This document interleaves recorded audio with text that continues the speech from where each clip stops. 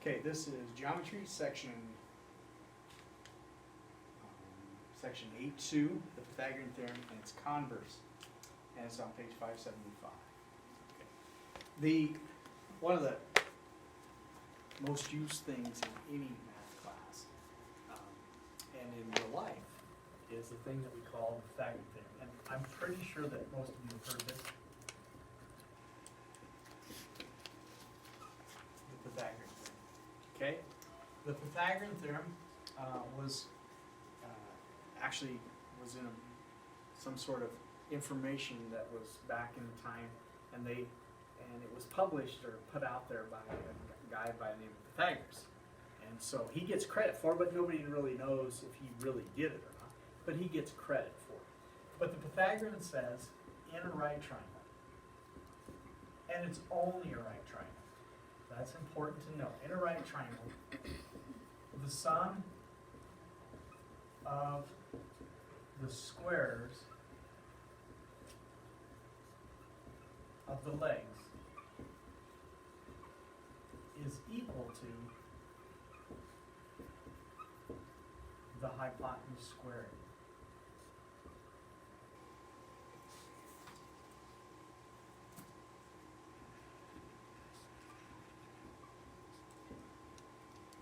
Okay? Now, I like to put it like this. Leg squared plus leg squared equals hypotenuse squared. Okay? Most people write it as a squared plus b squared equals c squared, which is much cleaner. Unfortunately, it doesn't tell you what belongs to what. So let's take a look at a right triangle. How do I know what the legs are and what the hypotenuse is?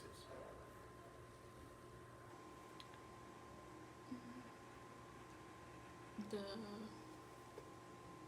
like bases and Okay, what are the bases? They make up the right angle. They make up the right angle, okay?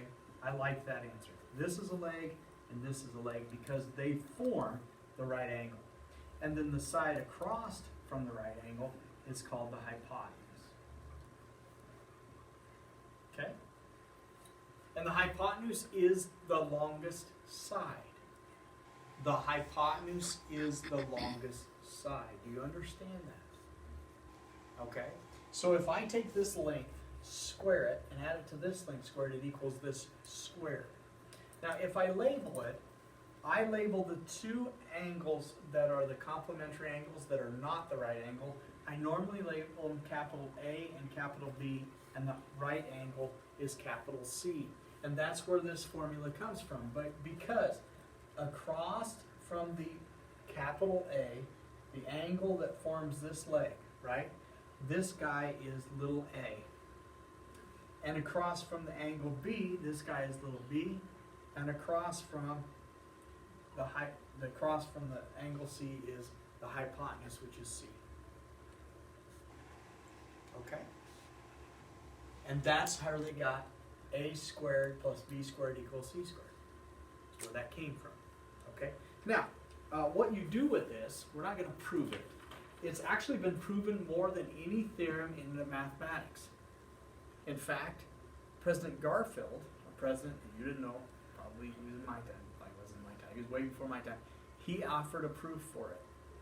So we even have a president of the United States that has came up with a proof for this. So it's a very, very well-versed theorem, okay?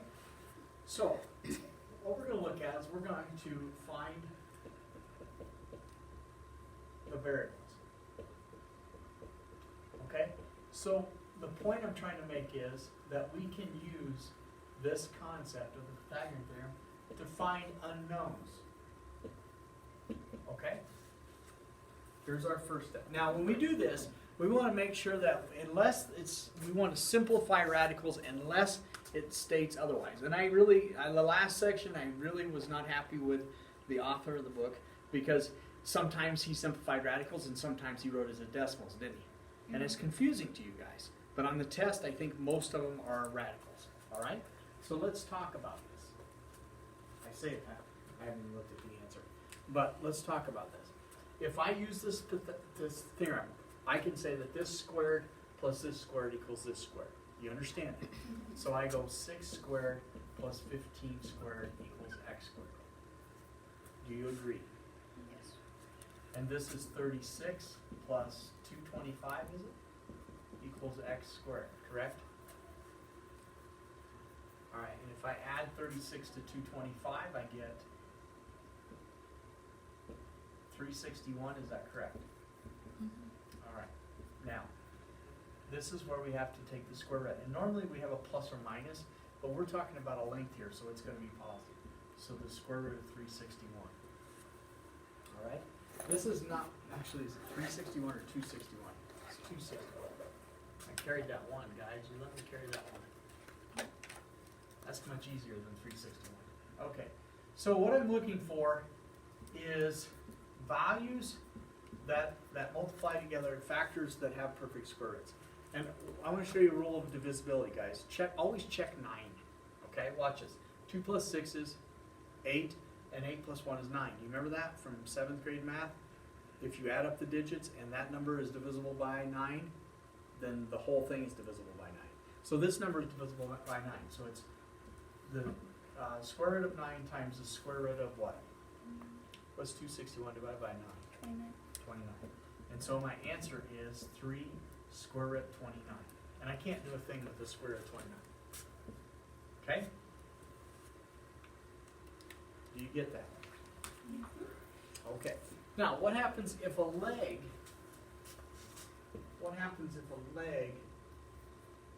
is unknown? In other words, here's my right angle, and this is x, this is 9, and this is 11, okay? So now, if it's a leg, I gotta do some subtraction. I set it up the same way. X squared plus, this is a leg, plus 9 squared equals 11 squared. But you can see now I'm given the hypotenuse and I'm trying to find the leg. Correct? So what I have is x squared plus 81 equals 111 squared is 121. Is that correct? All right. And now I'm going to subtract 81 from both sides. And I get x squared equals 040, correct? Is that right? Mr. Mrs. Calculator? Right? Okay. And now I'm going to take the square root of 40. Okay, remember, normally it's a plus or minus, but there's no minus here because we're talking about the length of a triangle. All right, so x equals the square root of 4 times the square root of 10. This is 4 and 10, right? So I get 2 square root of 10. Okay?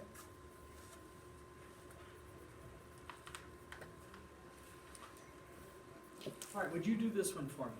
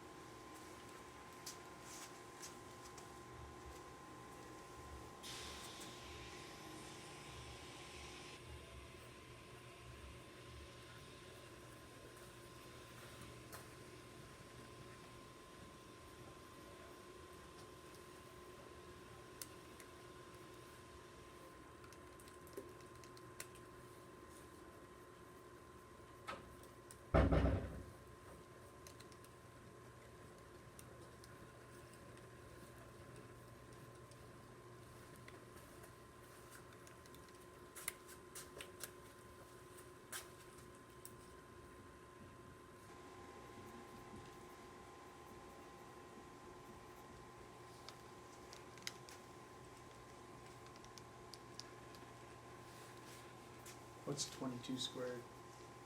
484. How much? 484. 484.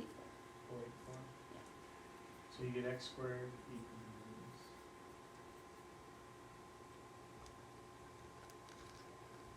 I got. Does 141 have a perfect square root? I don't think so. So correct? Okay.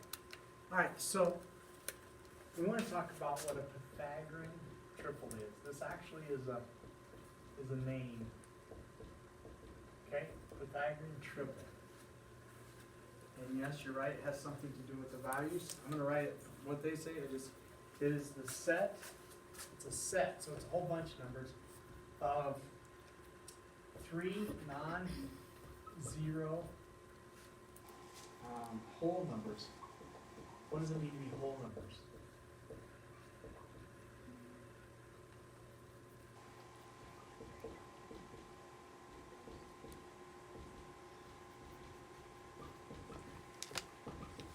Okay, whole numbers means it can't be decimals, right? Can't be decimals. Can't be negative numbers. It has to be any number 0, 1, 2, 3, ... Right? Okay. The most famous Pythagorean triple is 3, 4, 5. That means such that if I take a squared plus b squared equals c squared, if I take the smallest squared plus the next squared, it should equal that squared. All right? Now, the 3, 4, 5 is the most famous one. But if you double it, so in other words, if you double it, you get 6, 8, 10, that works also. If you triple it, so you get triple these numbers, 9, 12, 15, that works. Also, if any number, you can take a time NZ number. If I can take this by 6, it'd be 18, 24, 30.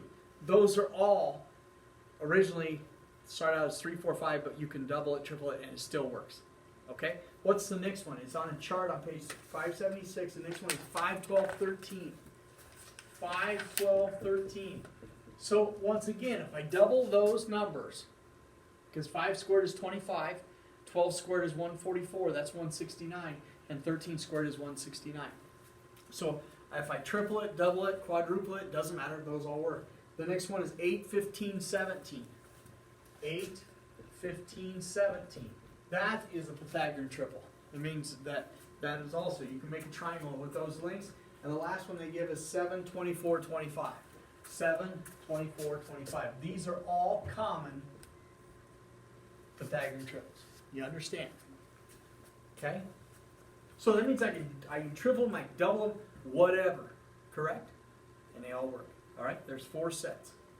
Do you have to know them? I definitely know this guy right here. We use this a ton. Okay? We use this a ton. All right. Now,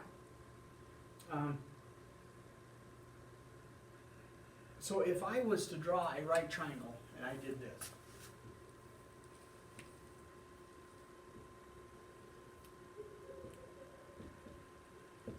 tell me what x is very quickly, according to the Pythagorean triples. Yes. It is 12, yes.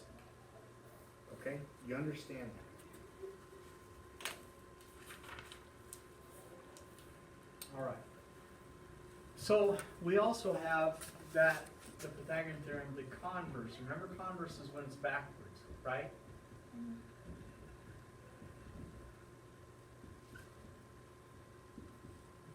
The converse of the Pythagorean theorem says, if the sum of the squares of the length of the shortest side of the triangle is equal to the square of the length of the longest side, then the triangle is a right triangle. Okay? If the sum of the squares of the lengths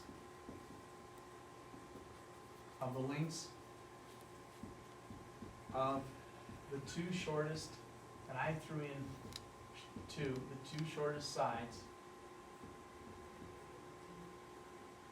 of a triangle is equal to the length of the longest side squared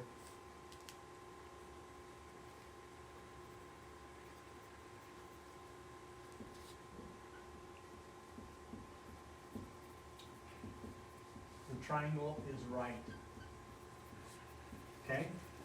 So guys, if they give you three numbers, you know, and you check the two smallest, you know, for example, if you say, okay, this is 14, 48, and 50. Let's say that I have that. Okay? Is this a right triangle?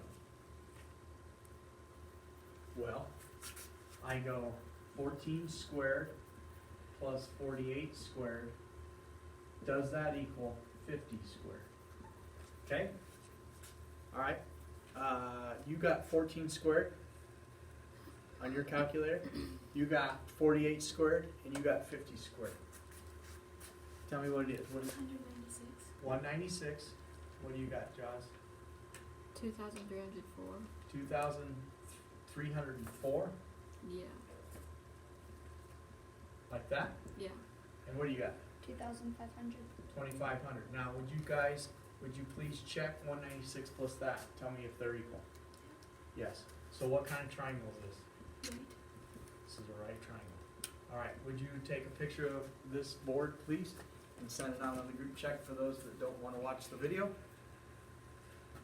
Let me stop. No, we'll just keep going because we're going to go on. Okay. We're not quite done. We're just taking a break because I'm going to race. Got it? Mhm. All right. Okay, folks.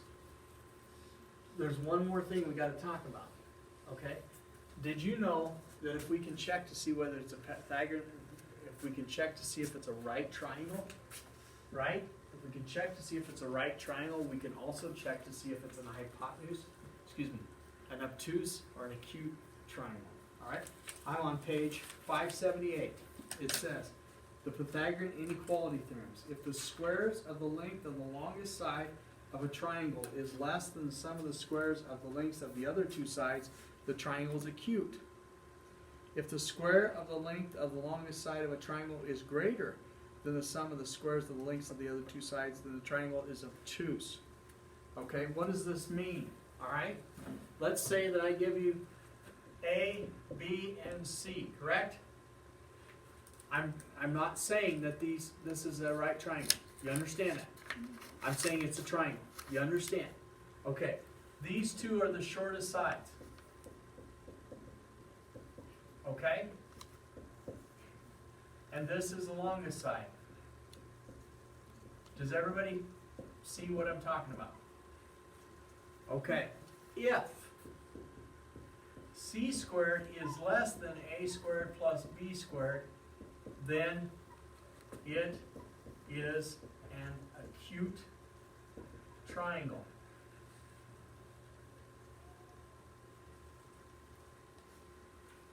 If, and this is what I'm talking about, is triangle ABC, and it's capital ABC because those are the vertices. These are the sides. Do you understand that? These are the sides. This is the vertices. If c squared is greater than a squared plus b squared, then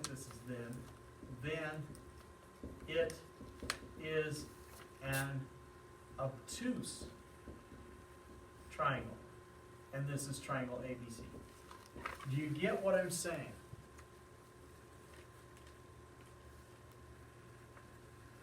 Okay.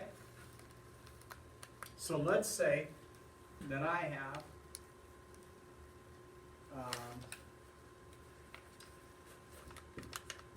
11, 60, and 61 as my three sides. Okay? I want to check whether this is acute or obtuse. Alright, so I'm going to switch this around. You got 11 squared, you got 60 squared, you got 61 squared. 121. So I got 121 plus, what's 60? 3,600. 3,600, and I'm checking what's 61. Whoops. 3,721. 3,700 and what? 21. Okay. All right, I'm going to flip it around because see, notice how I got c squared first? So is 3721, is it greater than, less than, or if I add these two together, I get 7. What is it? Equal. It's equal. So what kind of triangle is this? Right. It's a right triangle, so that backfired. Let me pick another one. Let me pick a better one, huh? Let's try this one.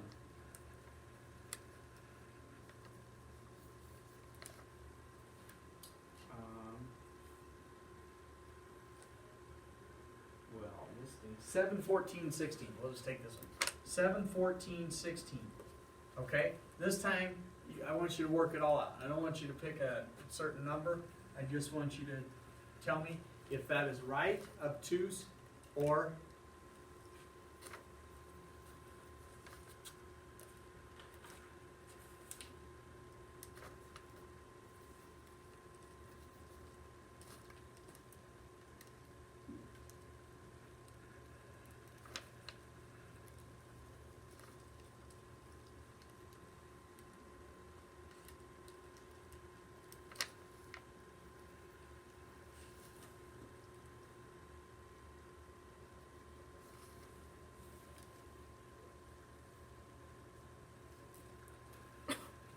what kind of triangle is this? Acute. It's an acute triangle. Okay, can I mention something here? And if I remember right, I think the author throws some that aren't triangles. How do you know if this is a triangle? Just no sense. Okay, but the sides have to have a stipulation. You remember a theorem that said in a triangle, if you have 3 sides of a triangle, when you add 2 sides up, they must be bigger than the 3rd side. You remember that? Okay, so if I take 7 plus 14, that's 21. That's bigger than 16, right? If I take 14 plus 16, that's what, 30? That's bigger than 7. And 7 plus 16 is 23. But your author does this to you every once in a while. Let me see if I can find that. I'm going to cheat when I use one of him. He uses 10, 12, 23. Okay, watch this. If I take the first 2, so the first thing you have to do is check to see whether it's a triangle. If I take the first 2 and add them together, what do I get? 22. 22, and that is less than 23. Therefore, this is not a triangle. So you just put not a triangle. So it doesn't matter if it's obtuse, acute. It's not. It can't be acute. It can't be obtuse. So your author does that. In my old book, he didn't have any of those, but in this book, he does. Okay? All right.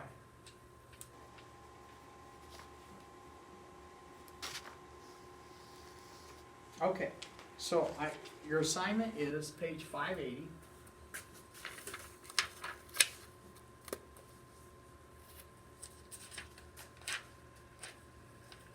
Page 580, numbers 9 through 29 and 38.